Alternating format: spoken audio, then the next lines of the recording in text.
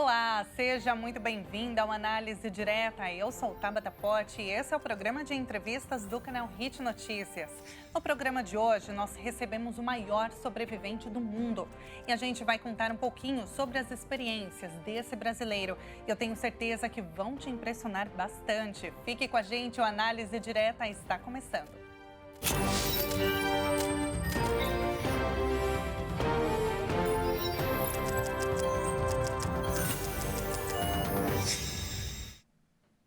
Seja muito bem-vindo ao Análise Direta e eu te lembro, é transmitido para todo o Brasil em mais 191 países pelo canal 1 Europa.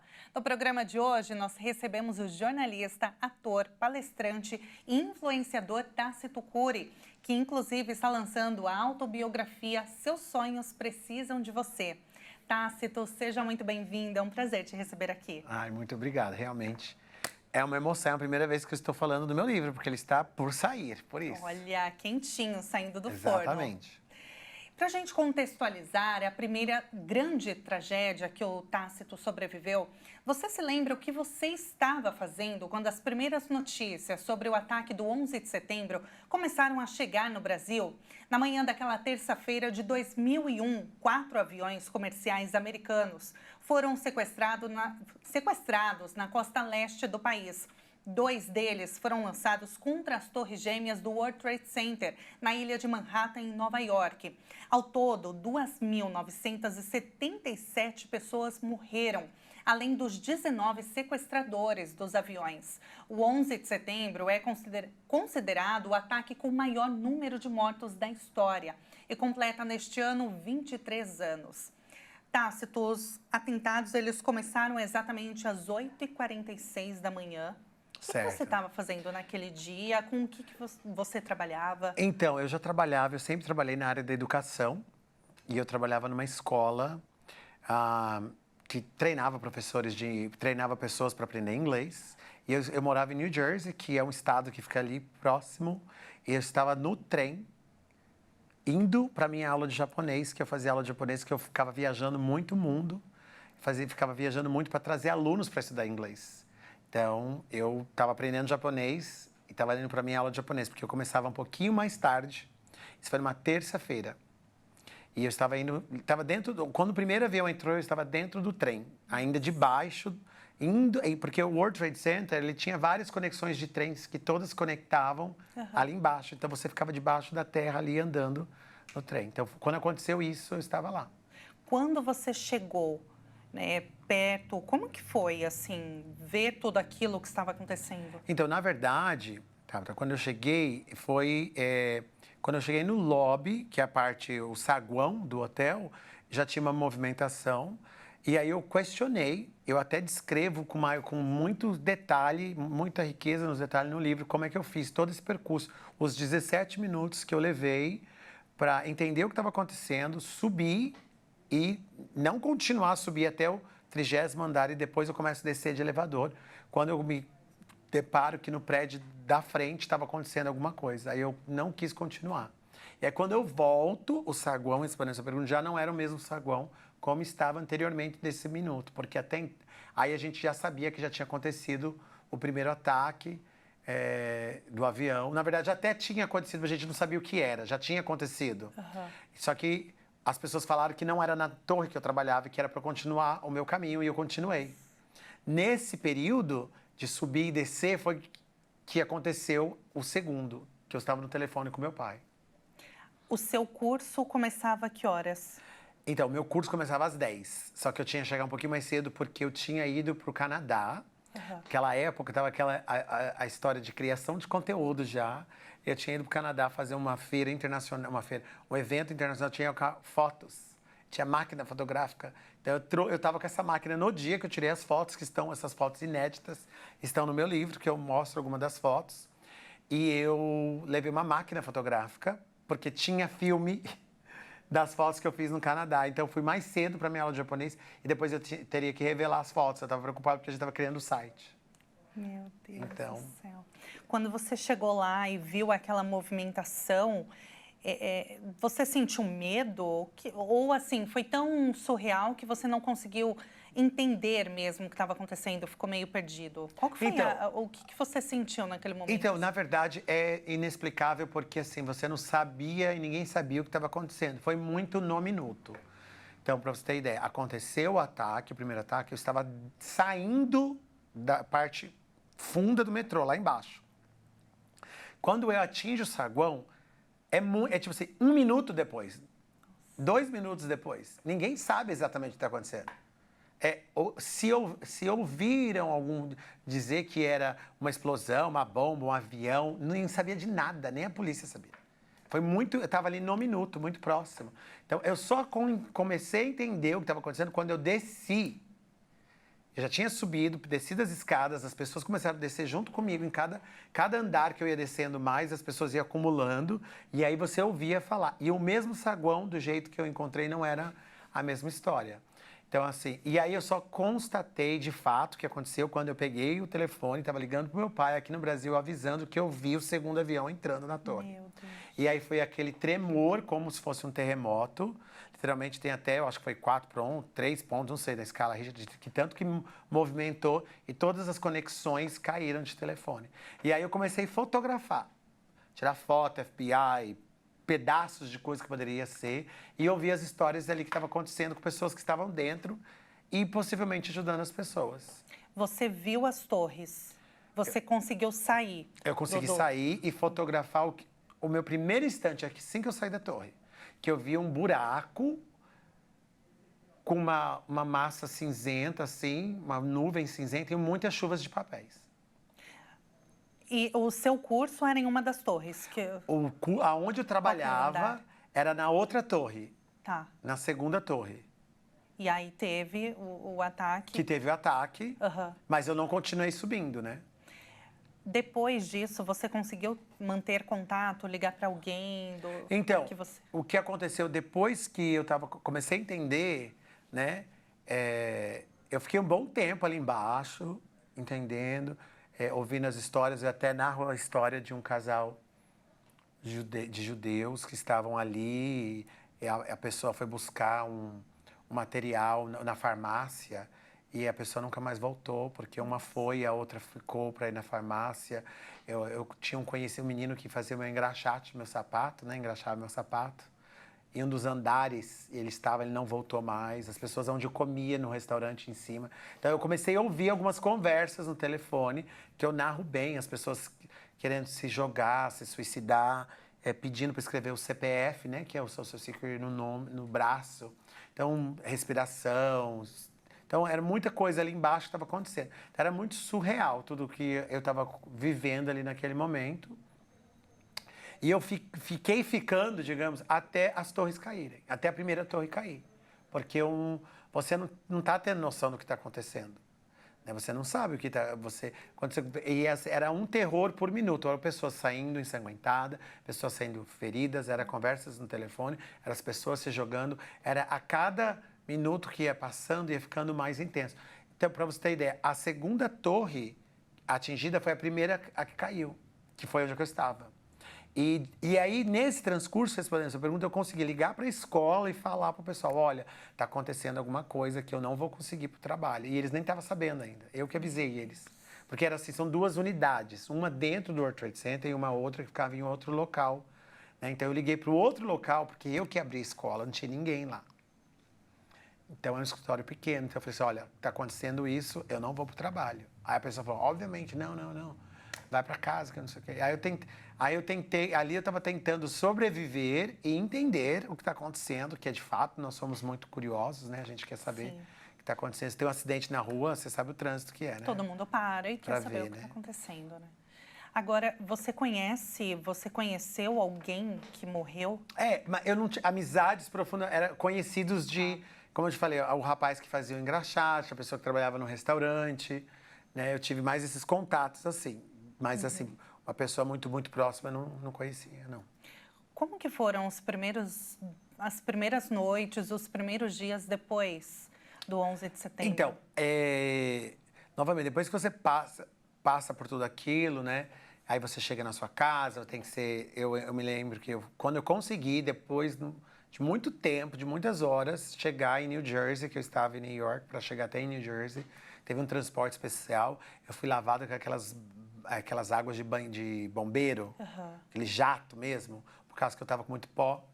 E pude ter a história do pó químico. Muitas pessoas vieram a óbito, né? Que pegaram um tipo de câncer por ter respirado tudo aquilo. Mas ali eu já fui muito astuto na história de cobrir meu rosto. Já quando eu estava ali, correr. Quando as torres caíram, eu corri. Porque eu estava sendo engolido pela bolha. E o dia, assim, eu tive muita gente que foi na minha casa me visitar, mas você fica muito perplexo, né? Você não entende a complexidade, que é muito grande, né? Você vê as torres daquela magnitude. Se você, num dia ensolarado, você não consegue ver nem o final da torre. Imagina que alta que era, eram as torres, né? Então, imagine você, aquilo em questão levou 5 minutos para elas caírem. Que, né, 5 minutos, vai caindo assim. E essas pessoas se jogando, é coisa de filme, parece que você está vendo filme, né? Tem até muitos filmes que mostram a destruição de Nova York, né? Então você pensa que você está vivendo um filme. E foi muito assustador, porque depois do incidente, eu fiquei tentando ir para casa e andando na ilha, depois que eu vi as 2 torres caírem. Então eu ouvi as pessoas falando de Washington DC, do avião de Pensilvânia, de um atentado na Times Square, de um possível atentado na Times Square. Então você ali estava andando num campo minado. Então você não sabia a qualquer momento se aquela ilha ia cair, explodir, né? Porque você... E é isso, aí no dia seguinte eu também tenho fotos, acredito que tenho fotos no meu livro, ou se não, tem nas minhas redes sociais, tem no meu site também. No dia seguinte, como é que foi, né? Porque você chegar lá e começar a ver aquela montanha de construção, né? Vidas, aí você começou a ver o cachorro achando uma vida sendo resgatada, etc. Então aquilo foi muito difícil e ao mesmo tempo assustador porque as ameaças continuavam. E o pior de tudo foi quando eu descobri no dia seguinte que um dos terroristas foi o meu aluno, né? Que este foi o pior de tudo. Não sei se você sabia dessa história. Não, e agora está sendo impressionante mais ainda, né, o seu relato.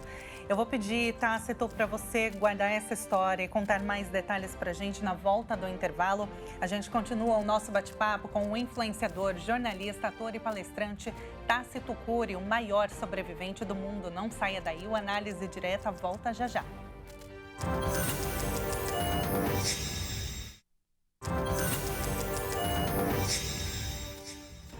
O Análise Direta está de volta e o nosso convidado de hoje é o Tácito Cury, que é o maior sobrevivente de grandes tragédias. Ao meu lado, ele está aqui contando um pouquinho pra gente, já falou no primeiro bloco sobre a experiência dele no 11 de setembro, que realmente foi uma grande tragédia, né, Tácito, que mudou os rumos do século XXI, né, em diversas áreas. Eu acho que essas gerações novas agora, ou as pessoas agora não estão entendendo como é o dia a dia, como a gente tem um impacto. É muito simples, só a questão do aumento do dólar, que tem essa história do dólar. Como você viaja hoje, para você tirar o seu visto americano. Tudo mudou. É tudo, assim, líquido. Você não pode levar água, você não pode entrar com água no avião, né? Todo esse processo, a maneira que nós olhamos hoje o Oriente Médio, como nós se relacionamos com, assim, o termo terrorismo nacional, terrorismo internacional, xenofobia. Da onde começou essa história do xenofobia? E que coisa que nós nem tínhamos, não fazia parte do nosso vocabulário, né? Então, raça, islâmico, Irã e etc. Tudo isso, assim, que está acontecendo agora. A gente está tendo uma guerra agora. A gente está em plena guerra. E se você for olhar, tem todos os traços. Tudo.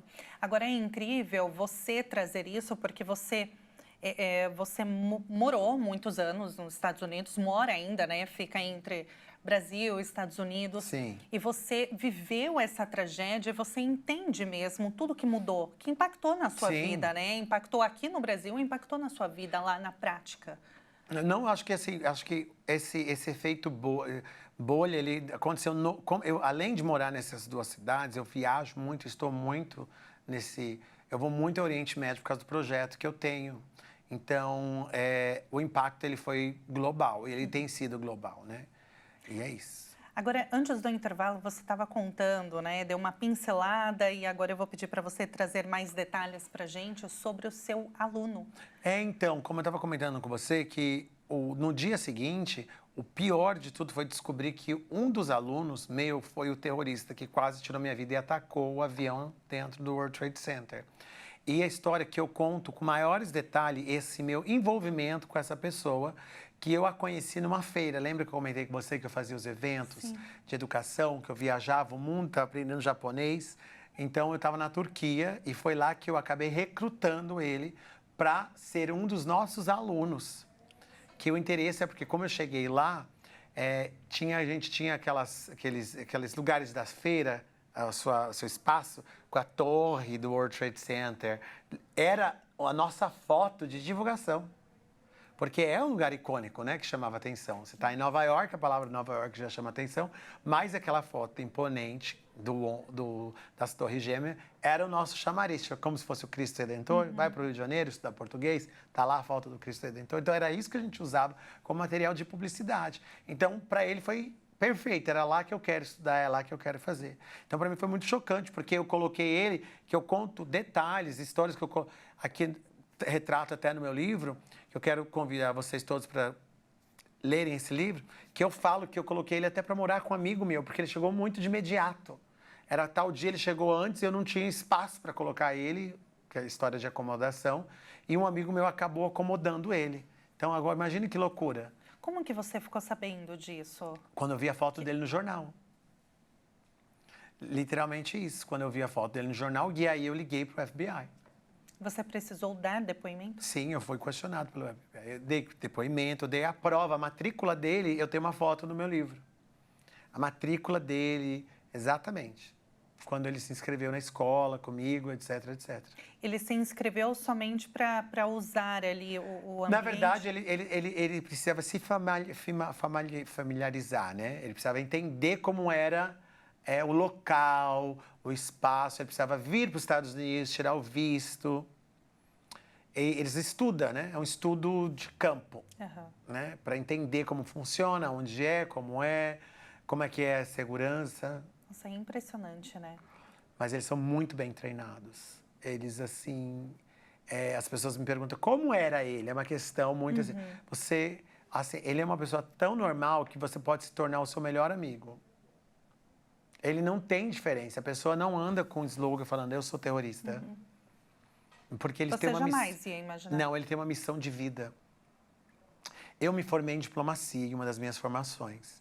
E eu vi histórias de americanos que eram descendentes e filhos de russos que foram criados nos Estados Unidos para ser espia. E você não acredita numa coisa dessa, sabe? Que você fala, nossa, mas não parece. Mas é uma coisa que vem no DNA deles. Então, essas pessoas, você não consegue distinguir. Ela tem uma missão muito que transcende o nosso entendimento. E assim, e tem certo e errado, porque isso realmente, para eles não tem certo e errado, mas pra gente tem, porque tirar a vida de outrem. Mas sabe o que acontece? É muito da questão da vingança. E parece que não vai ter fim desse jeito, porque é muito vingança. E a gente já está indo para o 3º ano da guerra da Rússia e da Ucrânia, e aí fica uma questão de vingança. E a questão que acontece, a história própria diz, a vingança, ela é duradoura e ela toma pausas. Então, a justificativa do Putin é uma questão passada de alguns anos atrás. Então, eles dão uma pausa, eles se preparam, mas eles voltam. E fica essa questão. Não tem fim. Não tem fim, mas assim, eu discordo, mas eu entendo a dor do que é. Sabe, eu acho que se qualquer pessoa, perder um ente, é muito difícil. Tem que ter muito Deus no coração, você perdoar a pessoa, ou o sistema que tirou a vida do seu filho, da sua mãe, da sua família toda. É muito difícil, você tem que ter um controle muito grande. É que foge muito da nossa realidade, né? Porque o Brasil não vive uma guerra, né? Então é difícil para a gente entender mesmo, né, a realidade, mas é isso mesmo que você falou. Agora tem uma outra tragédia, né? Uma grande tragédia Então, que você... não sou colecionadores de tragédia, Olha... o fato é que eu viajo bastante. Eu sempre estou andando, eu tenho uns projetos grandes internacionais, adoro viajar. Eu acho que, trazendo para o lado brasileiro, por que aconteceu e tudo isso comigo? Porque, tipo assim, eu fui muito novo para os Estados Unidos, eu fui aos 17 anos. Eu acho que se você fala assim, qual que é o sonho do brasileiro? Eu acho que é ter a casa própria, né? Tipo assim, e se pudesse ganhar na loto para quê? Para viajar o mundo. Com certeza. Né? Porque Quem o não mundo gostaria? é maravilhoso. Tem coisas maravilhosas voltando à sua deixa, que o brasileiro está muito distante do que acontece ali, exatamente o que você falou. Então, se você tivesse essa beleza, porque essa vida não se leva a nada. Então, se você tivesse essa oportunidade de viajar o mundo, seria maravilhoso. E eu entendi isso logo muito cedo. Então, eu viajo muito o mundo. E aí, eu fico sempre estando em vários lugares, e aí acontece. Porque o mundo ficou mais difícil, o mundo tem ficado mais difícil. Essa tragédia, que é do tsunami, né, que você está por falar, não é uma tragédia geográfica, desculpa, política. É mais uma tragédia geográfica. Só que existe hoje nós estamos vivendo tragédias geográficas causadas pelo meio ambiente, mas também causadas pelo homem, né? Com certeza. De forma direta ou indireta, né? Que é o que acontece, né? Então, assim, por que é causado pela natureza de fato, causada exatamente como a gente relaciona o meio ambiente? Lembre-se que aproximadamente há 100 anos atrás, o planeta tinha 1 bilhão de pessoas. Nós temos quase 9 bilhões de pessoas. Não comporta mais. Você tem noção como é muita gente, pouco espaço? Você acha que a maneira que nós lidamos com o meio ambiente, com a sociedade, poluição, etc., não é o mesmo que dos anos anteriores? E como toda ação tem sua reação, né? Então, assim, você viu o que aconteceu no sul do Brasil, as queimadas no Brasil, você viu que as coisas que têm acontecido aqui no Brasil. Por isso que hoje se fala muito de ESG, sustentabilidade, etc., etc. Porque a gente tem que saber viver de formas diferentes, porque o mundo está caminhando hacia isso. Então, o que aconteceu no tsunami na Tailândia foi uma outra fatalidade incontrolável que realmente, eu só estou fazendo um paralelo com a questão do ambiente, que não dava para controlar, obviamente não dá para controlar, mas é uma fatalidade. Mas o que eu gosto de todas essas tragédias, por uma maneira de falar assim, é como a volta por cima. E o povo tailandês, ele deu uma volta por cima maravilhosa. Porque assim, eu estive lá dia 26 de dezembro de 2004, aniversário da irmã, para comemorar. Eu cheguei junto com o tsunami, eu cheguei em Phuket Island. E foi a ilha mais destruída. Eu não consegui nem aterrissar lá. Aterrissei próximo. Fiz um voluntário para a Cruz Vermelha, minha irmã voltou e eu fiquei. Tomei todas as vacinas e comecei a carregar corpos e ajudar as pessoas. Assim, eu tenho foto de poucas fotos, porque ali eu nem usava muito celular, porque não tem como você ficar fotografando, né? E eu ainda não era jornalista, tinha um ímpeto jornalístico de fotografar, mas às vezes tem limites da gente ficar... Então, eu tenho umas fotos, né? Mas eu fiquei... Como eles têm limite de idioma, então, mas a língua do coração, a língua da ajuda, se quer fazer bem, não importa. Você não precisa nem se comunicar, se faz bem. Fazer bem não exige nenhuma comunicação verbal. Você faz e acabou. E eu estava lá tentando, porque eu tinha ido lá para gozar da vida. Eu tinha ido lá para curtir os melhores spas do mundo. E aí eu fui lá para ser o servidor. Então eu fui lá para ajudar as pessoas, né? E aquilo foi muito chocante para mim, porque eu vi muitas crianças, todas as famílias que eu falei perdeu uma pessoa, todo mundo. Todo mundo enterrou ou se despediu de uma pessoa ali.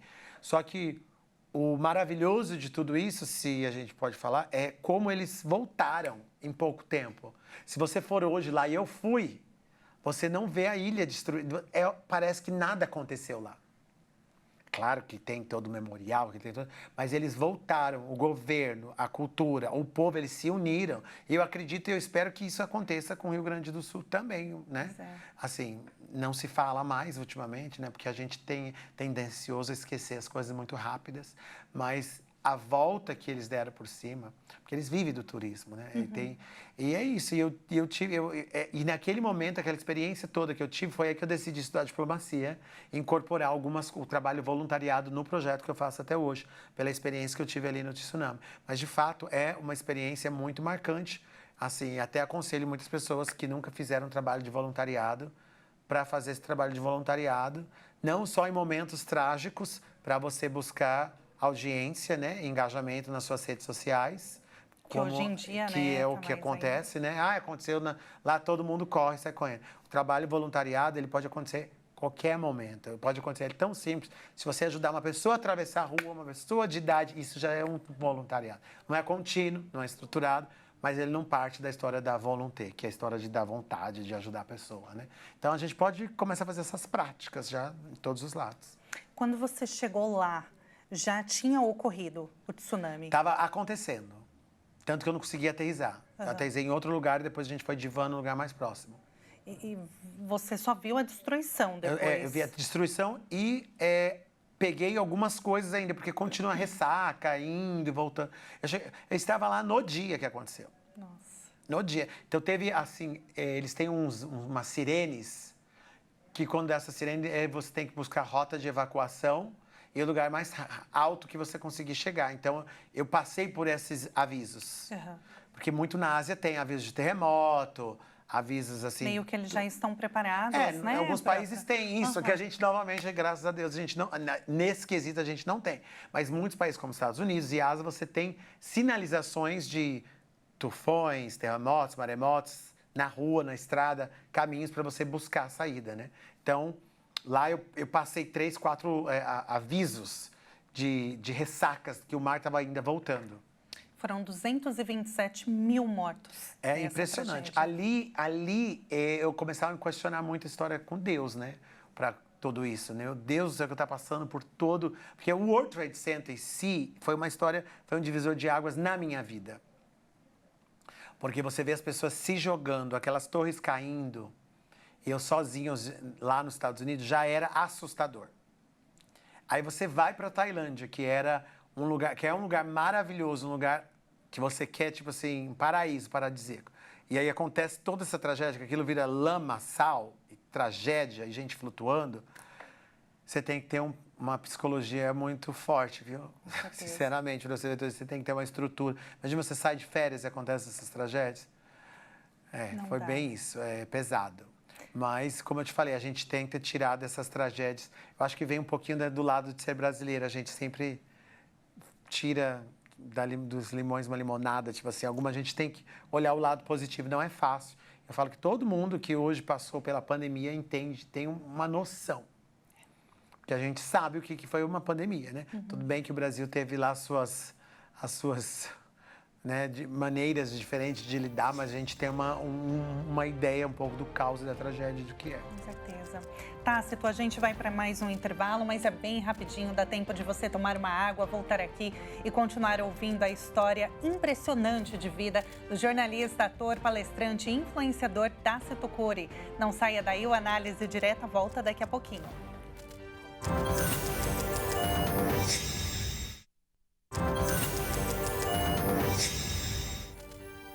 O Análise Direta está de volta e o nosso convidado de hoje é o Tácito Cury, que é considerado o maior sobrevivente do mundo. Isso porque ele passou por 3 grandes tragédias e a terceira ele vai falar aqui que foi em Paris.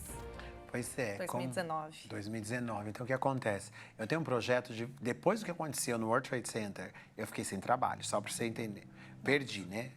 Do meu patrão, depois que sabe que eu delatei tudo que aconteceu pro FBI, ele me mandou embora. Eu conto essa história também, trágica.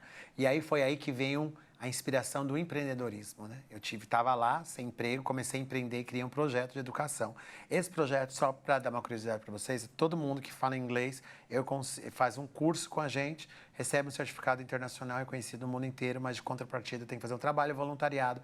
Este que me instigou quando eu estava na Tailândia, e aí você consegue um trabalho em qualquer lugar do mundo. Então eu coloco as pessoas de volta no mercado de trabalho, uma vez que eles fizeram essa exposição de ajudar as pessoas de baixa renda a aprender inglês.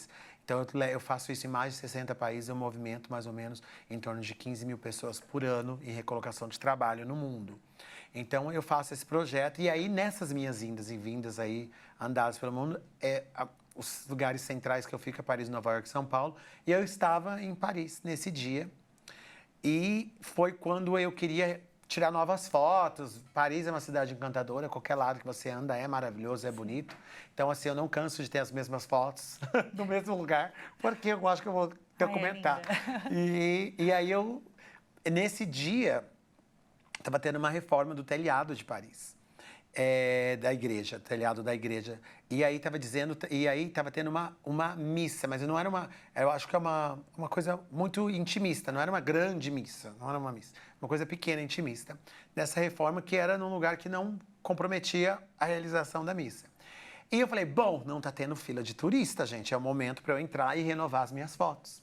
E aí eu entrei na igreja e comecei a tirar novas fotos. Ao tirar novas fotos, eu ouvi algumas palavras em francês relacionado a fogo, só que eu de porate pronto pensei que era alguma coisa sobre inferno, que eu tô na igreja e eu não tinha entendido. E aí foi quando começaram a se movimentar e correr da igreja. E aí eu saio da igreja, eu começo a gravar e filmar todo essa movimentação, entender que estava tendo fogo. Mas ainda era muito pequeno, para ser sincero com vocês. Eu confesso que eu estava indo para o meu contador, que ficava ali próximo. Eu fui para o meu contador, da janela do meu contador eu continuei a acompanhar. Aí eu voltei, porque a gente acompanhou o dia inteiro. Aquilo você acompanhava em rede nacional e acompanhava ali, pela janela, o fogo tomando conta da igreja. E aí eu comecei a ir lá próximo, fiquei muito próximo, acompanhando. E aquilo, para mim, foi muito emotivo, porque eu que viajo muito e passei por essa questão que aconteceu no 11 de setembro, questões de raças e a história de xenofobia, que as pessoas começaram a ter essa questão contra os muçulmanos, árabes e terroristas, começaram a colocar tudo num pacote só. Ali, aquele momento foi um momento tão divino que eu vi judeus, árabes, muçulmanos, tudo juntos, rezando da sua maneira, da sua crença. Eu tenho vídeos disso. Pedindo por Deus, aquele momento. Então eu achei muito sublime aquele momento, que através de uma força maior as pessoas podem se encontrar e ali. Então, o que acontece? As pessoas sabem fazer paz. As pessoas, elas sabem. Eu não sei o que acontece, esses desentendimentos que a gente passa. Mas eu achei um momento muito bonito, muito histórico, que eu via judeus e muçulmanos, cristianos, católicos, todas as crenças ali juntas, africanos, etc., que tem muito na Europa, na França, pedindo, sofrendo, suplicando, rezando ali pela aquele momento. Ainda bem que ninguém saiu ilesa. É isso que eu ia falar, saiu machucado, né?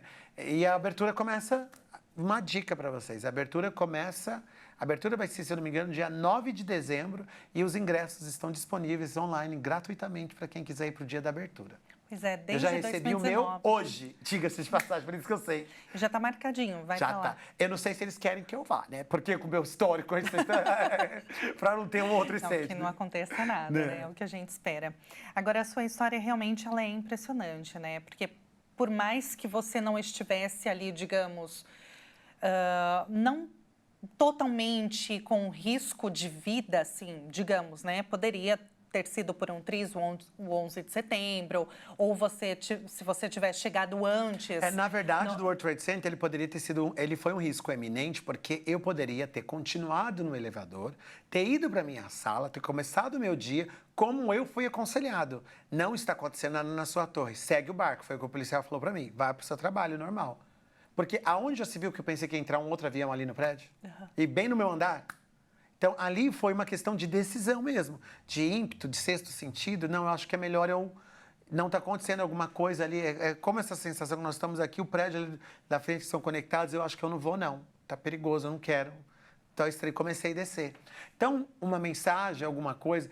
Às vezes, nós temos sinais de vida. Às vezes, a gente tem um anjo, sei lá, um anjo, um espírito, alguma coisa, uma energia que está falando com a gente. Às vezes, a gente não quer ver. Mas a gente tem que começar a escutar o nosso coração, a nossa mente um pouquinho mais. A gente vê isso pelas histórias. Como eu sou um dos maiores sobreviventes, você viu o que aconteceu agora numa tragédia aqui em São Paulo. E eu prestava muita atenção nos relatos das pessoas que sobreviviam. E elas, a grande parte, brigou porque não conseguia embarcar. Hoje, tudo que acontece na minha vida que não dá certo, por mais que eu fico fora, bravo, eu falo assim, isso pode ser um livramento. Parece uma loucura, tá? Mas eu tô assim, não é pra tudo. Mas eu fico assim, não, pode ser um livramento. É melhor eu não tem um motivo, uma força maior, alguma coisa. E eu acho que sabia que isso é uma ótima coisa, isso aí é bom para as pessoas, se vocês começarem a pensar por esse lado. E às vezes eu estava lá no aeroporto, aconteceu agora. Eu estava vindo para cá, para o Brasil, era para eu vir no sábado, não deu certo, eu vim no domingo. Isso agora, esse final de semana. Uhum. E as pessoas estavam bem aguçadas e nervosas. Aí comecei a falar, você viu o que aconteceu no Brasil? Às vezes é um livramento, gente. Às vezes é um Uber que você ia pegar e ia dar um problema. Então a gente não sabe. Então é ruim, mas vamos olhar para esse lado. E é isso a estratégia, a equação que eu uso na minha vida para todas as coisas. As tragédias acontecem, dia ruim nós temos. A gente vai ter todos os dias alguém que vai querer te tirar do sério. Isso é fato. Ou é no trabalho, ou é na rua, ou é no elevador. Parece que algumas pessoas, elas são felizes com a sua infelicidade para te tirar do sério. Elas querem te tirar do sério. Só que o seu controle, a sua força, a sua inteligência tem que ser maior do que isso. Então, entenda que você saiu de casa, ou mesmo dentro de casa, alguém vai querer te tirar do sério. Aí eu faço sempre a estratégia do semáforo. Para, reflita, respira e atua. É difícil, mas às vezes segundos salva a vida. As pessoas no trânsito, por besteirinha, por uma fechada. Você viu o que aconteceu com o rapaz do Porsche? Foi uma fechada. Precisava de tudo isso, acabar com a vida do rapaz, que não fez correto, e ele agora acabar com a vida dele? Segundos. Então, sabe, tem segundos que briga de trânsito, briga de pessoas. Então, às vezes, a gente tinha que dar... Ninguém é perfeito. Não estou falando que eu sou perfeito. Não, de forma alguma. Mas é um pouquinho da inteligência, que a gente sempre fala da inteligência emocional, que tanto é falada, histórias de mindset, etc, etc, que é pouco praticada, é isso. Então, às vezes, a gente tem essas tragédias, essas coisas acontecem, tentar tirar o melhor, aprender, dar graças a Deus porque a gente está vivo, que a gente conseguiu sair dessa, é o que eu falo sempre, e tentar a sua melhor versão sempre, né? Agora, isso que impressiona, porque você viveu tudo isso e dá para perceber o melhor que você tirou de cada episódio, né? É bem isso mesmo. E você poderia ficar somente assim, meu Deus, ficar alarmista, né? Mas isso não leva nada a lugar nenhum. Isso aí você está se dilacerando, você está sendo... as coisas ruins acontecem mesmo. Isso vai acontecer. Nós somos alegres, nós não estamos alegres. Aquela história da diferença de ser ou estar. Então, né, eu queria estar alegre todo o tempo, 24 horas, que a vida fosse maravilhosa. Nós somos alegres, são momentos pontuais. A gente tem que saber lidar com a tristeza, a gente tem que lidar com a perda, com a frustração. Ninguém gosta, pelo amor de Deus, eu odeio perder. Só que o segredo é focar na solução. O problema a gente sempre vai ter. A gente já nasce com problema. A maioria das pessoas aqui nasce pobre. Quer mais problema que isso? Não. Então a gente tem que procurar em soluções. Vou estudar, vou procurar uma melhor, fazer outras coisas. Que foi o que você fez. É, né? O que eu faço, o que eu sempre estou buscando. Então, o problema já está dado, querida. O problema é a gente buscar, o negócio é focar na solução. Então, aconteceu tudo isso? Aconteceu. Mas e aí? Qual que é a alternativa? Por que a gente vê muitas pessoas que eu também... Esse meu livro, eu falo do empreendedorismo, eu falo... jogadas de mente, são lições de vida, ideias, né? São alguns mindsets que eu compartilho que deu certo para mim. Então, assim, eu me tornei chefe confeiteiro. Eu não sabia descascar uma cebola. Então, eu me desafio, porque o meu maior desafio não é com ninguém, é comigo mesmo. Eu me desafio. Eu me desafio todos os dias. E eu também me bonifico. Se eu conseguir, eu ganho meu mérito, eu me dou minha própria medalha, minha viagem, minha roupa, etc, etc. Eu faço esse jogo comigo mesmo, para que as coisas sejam mais leves, mais fáceis. Então, a gente tem que buscar esse próprio desafio de si mesmo. As coisas não são fáceis, nada, e tudo que é fácil tem que se desconfiar, né? Com certeza. Tácito, agora, sobre o seu livro, para a gente encerrar, quem quiser...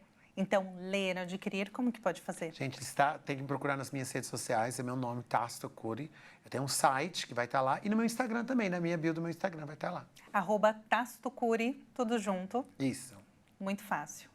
Tácito, foi um prazer te receber aqui, foi incrível, é uma pena que a gente não tem um tempo tão longo assim para escutar aqui todos os detalhes, mas eu tenho certeza que o seu livro também deve estar maravilhoso, super completo. E agora é só buscar aí para a gente ler. É isso aí. Obrigada, Obrigado foi um prazer. E se você quiser rever este programa, acesse o nosso canal no YouTube, Jornalismo Hit TV. O Análise Direta fica por aqui. Muito obrigada pela sua companhia e até o próximo programa.